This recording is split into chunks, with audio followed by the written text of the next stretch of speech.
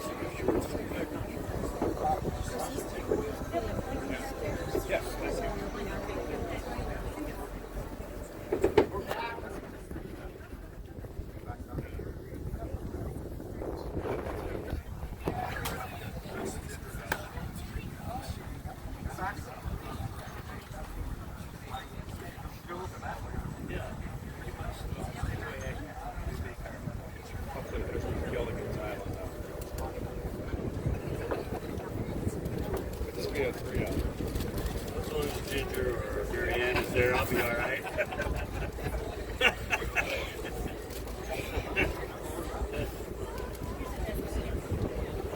Yeah.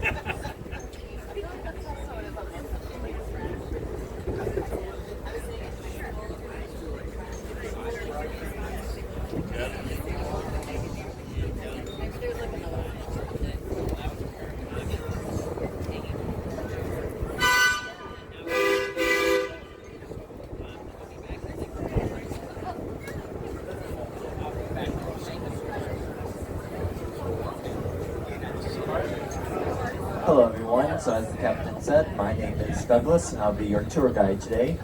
So a little about myself, this is my first year working here for the cruise line. I currently go to Gateway Technical College to study marketing. So as we are leaving right here, you can see this beautiful boat. This is the Grand Belle of Geneva. The Grand Belle is primarily used for our dinner boat, luncheon, and champagne brunch services. When she was originally first built, she was actually 15 feet smaller. We need to increase her capacity, so we cut her in half and actually extended her by 15 feet. The one boat with the paddle wheel is called the Lady of the Lake. She's our flagship, and this year she turns 57. The one that looks a lot like the Lady but has the maroon canopy is called the Duchess. We got her back in '06. And that little boat you see parked to the right of the Lady of the Lake is named the Louise. The Louise is amazing as she's the only boat here left on the lake still powered by an authentic steam engine. And later in the tour today, I'll actually be pointing out her original home. So before we get the tour started, I have to do a small test with you guys to see if you can hear me and understand me. So if you can hear me, clap your hands, stomp your feet, say Yahoo. Okay, good, you passed my test. For those who have not passed my test, I'm sorry, this is where your trip has come to an end. Please jump off the boat and swim back to shore. So that modern brick building behind the Riviera Beach, that is the Lake Geneva Public Library. That prairie-style building was designed by Mr. James Dresser, a former student of the famous architect Frank Lloyd Wright. The property along the shoreline is known as Library Park and was given to the city of Lake Geneva as a gift in 1894 by Mrs. George Sturgis. This gift came with the stipulation that the property always must be used as a public park, and their original cottage that once stood there served as the first city's library until this new building was complete in the 1950s. During the tour today, I'll be pointing out many interesting and beautiful homes and estates. Some of these are remnants of a bygone era here on Geneva Lake, an era of elegance when this area was referred to as the Newport of the West. This was in reference to Newport, Rhode Island, the famous summer resort town on the East Coast. The time period I will be referring to is roughly between the years 1870 and 1920, when the men who built these estates were at the forefront of Chicago's business and industry. As you're going to see today, the development of Geneva Lake is closely tied to the development of a small town in the day known as Chicago.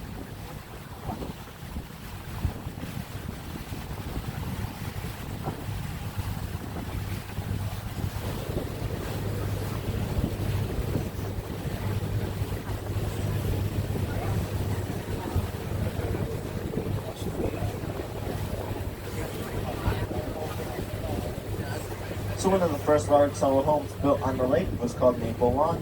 Built on this site back in 1870 was Sheldon Sturgis. He and his brothers were business partners and each had summer homes in the area.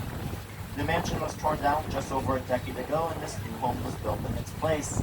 Next to it, you'll see a large gray home called the Annex, which was built to house the overflow of guests and servants from the main home, now called Acorn Manor. We are now passing a group of homes known as the Geneva Manor subdivision, founded back in 1926. There are over 80 homes in which have a use year-round. You might actually see that big bobcat. Believe it or not, about 3 days ago there was a home that once stood there. There's a process you must do now in these days to build your dream home and as to destroy someone else's. The manor was built on 37 acres of the Levi Lighter estate, which was known as Lincoln Lodge, and dated back to 1879. In 1867, Levi Lighter co-founded the Field Lighter and Company Dry Goods, which after he sold his shares in 1881 became known as Marshall Fields and Company. His fortune was founded, however, on some real estate investments. The main mansion, which stood behind the subdivision's beach and park area, contained more than 20 rooms. Inside were 19 fireplaces, one of them even being located in the master bathroom. Linden Lodge during this site until 1939. Something you might be noticing right away is that many of the piers here on the lake are painted white. This is really just a tradition at this point. This one tan pier we are now passing, some might say that they painted it tan to match the home, but if you ask me, I think they just haven't found the dirt pier pressure just yet to change it. One last thing to note about the subdivision is that each home must have a different architectural style. This is actually mandated by the subdivision's committee. While fortunate that these homes remain throughout the years, many of these large summer estates were lost. Several of them burned down and others were sold off after economic loss. Estates were costly to maintain and many of these were just second homes. As the estates disappeared, many of the properties were subdivided. Linden Lodge and the Geneva Manor are a good example of this phenomenon. So you guys actually came at a very interesting time of the year, as right now some of the leaves are starting to change. This next stretch of shoreline, in my opinion, has the best view of the leaves changing. And also you guys might be noticing that we're taking out many piers here on the lake. We'll talk about that later in the tour today, but I like to say is by the end of October, when all the piers are taken out, it looks like someone dropped a bunch of white Lincoln logs all over the place. So you might be seeing this handsome Victorian boathouse. That's actually the only remaining structure of an estate known as Snug Harbor. Snug Harbor was built back in 1881 for Mr. and Mrs. George Sturgis, who donated Library Park. They had 9 children in a large French chateau home with 15-foot ceilings on every floor. The home was located in an open area left of the boathouse, where it stood there until 1957 when it burnt down due to an electric short circuit. In 1919, Snug Harbor was purchased by John Borden, famous Arctic explorer and member of the family that owned the Borden Dairy Product Company. Then in 1947, the estate became known as Covenant Harbor Bible Camp, owned and operated by the Covenant Churches of America. Today, the camp and the Geneva Bay Center hosts many different youth, family, and senior programs throughout the year.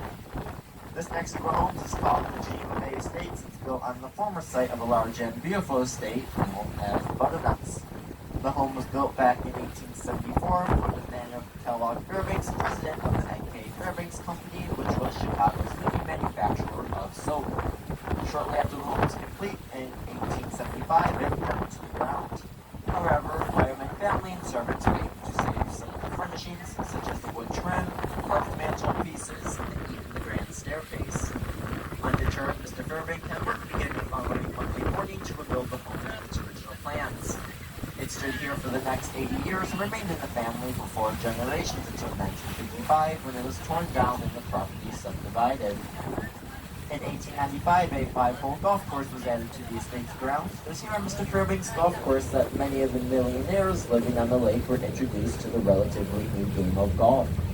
Later that year, they established the Lake Geneva Country Club that we'll see later in the tour today. So for those who want to build their dream home here on Geneva Lake, as I said, there's a process you must do now. You must first spend millions to buy someone else's, tear it down, and build your own. The reason we say that is there's actually one vacant lot left for sale, and there's a little problem with it. If you buy it, you do not get a driveway because the other 2 properties will not let you build a driveway. We'll actually will be pointing out that lovely little piece of land in the tour today, so keep an eye out for that. But as you can see, we are now passing this lovely little home that is for sale. That home needs a little TLC, and it can be yours for just only $3 million. Some of you might be wondering why that is. Well, it's actually not the home that cost $3 million, it's actually the land. Because that is for every square linear foot of lakefront property you own, it can cost you between $25,000 and $45,000. So something you might be noticing is that there's people walking along the shore. Those are actually not the owners of those homes. In fact, there's actually a trail that goes around the entire lake. It's about 21 miles to hike, and there's 3 entrances and exits. Each are at the towns, which is Lake Geneva, Williams Bay, and Fontana. It takes you about 11 hours to do the entire lake, and I recommend a lot of good hiking shoes, a lot of water, and snacks.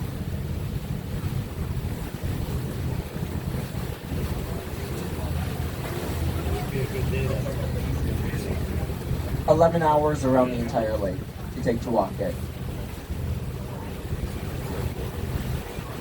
So this white home with the red roof and chimney is called Blacktop. This is a typical home built during Lake Geneva's golden era. Blacktop was built back in 1881 by John T. Lester, who was a member of the Chicago Board of Trade. It is worth noting that many of these large homes on the north shore of the lake typically have large windows or large verandas because there was no air conditioning at the time. Homes were built here to take advantage of the cool lake breeze in the summertime. So all of the next 6 estate properties are especially interesting as they are currently, at one point, part of the Wrigley estate. Under William and Philip Knight Wrigley, the family assumed vast business, sports, and real estate holdings. At the time of PK's passing in 1977, the family's interests include the Wrigley Chewing Gum Company, Chicago Cubs, Wrigley Field, significant real estate holdings in downtown Phoenix, Arizona, and most of all, Catalina Island off the coast of Southern California. This first home on the Wrigley estate is called Northward Side and was constructed back in 1876 for General Henry Strong, who was the president of the Santa Fe Railroad. In later years, Northward Side was owned by Olaf Nelson T. Vander, who is credited with numerous inventions. One invention which proved to be quite successful was the sanitary milk bottle cap, which is a small cardboard disc stamped on top of old milk bottles. It is said that this simple invention enabled him to retire here at the age of 26, a multi-millionaire.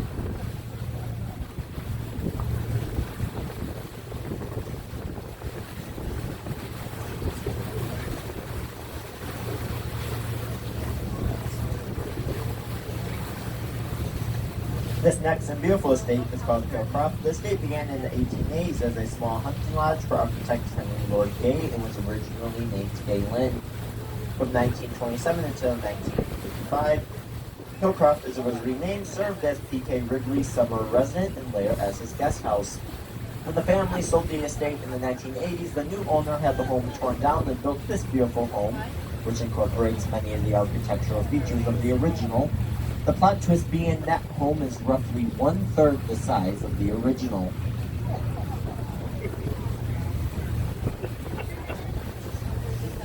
The next home was called Green Gables. This was designed and built by P.K. Wrigley, who was his main residence at the time of his passing in 1977. William Wrigley Jr., the founder of the train up company, purchased Green Gables in 1911, had the original home torn down in 1955, and completed this home in 1966. At the time, it was considered state-of-the-art, as everything from the flagpole to the drapery was controlled electronically. You might be noticing a smaller building to the left of Green Gables that has a glass roof. That building holds the properties of the fixed-size swimming pool.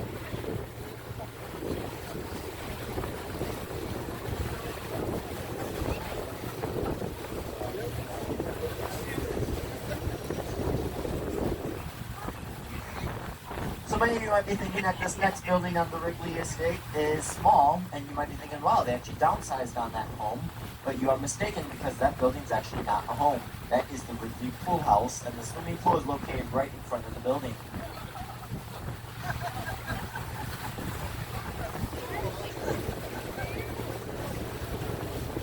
So that brown-shaped building with the gabled roof is the original boathouse for the Green Gables estate. Today it's used for the Wrigley boat fleet in the wintertime. Right now, docked inside it is the Wrigley's private yacht, the Ada E, named for Mr. Wrigley's mother, Ada Elizabeth. The Ada E was built back in 1911, and she was the first gasoline-powered yacht here on the lake. Now, this new home is actually the newest of the Wrigley's homes. It was finished in 2014 and is called Lakewood, and believe it or not, that's just the guest house. So this brown building is made up of a series of boathouses. The bay on the left was made into a private home. At one time, there were as many as 50 beautiful yachts here on the lake, with most of them being powered by steam engines. Today, only 6 remain. 2 of them are in our fleet, and the other 4 remain in private hands. Hopefully today, I'll be able to point out the Matriarch, which is by far the largest of the private yachts here on the lake.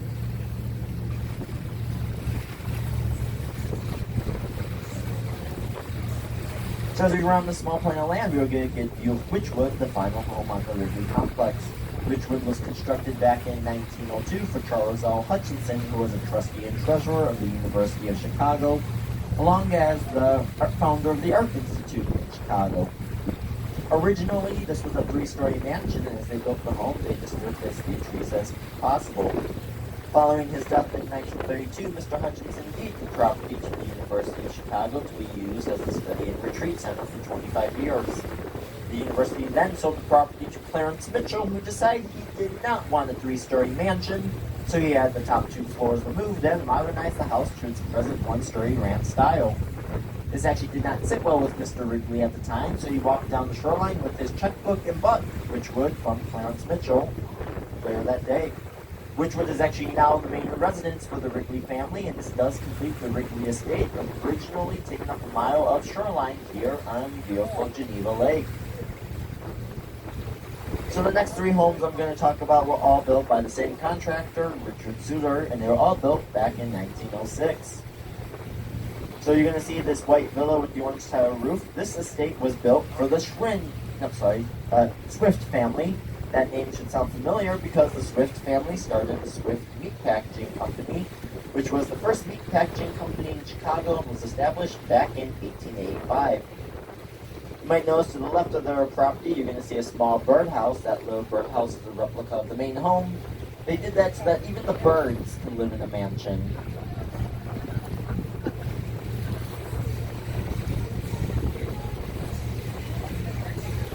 So many will consider this next home to be the most beautiful on the lake. It is a stunning example of southern architecture.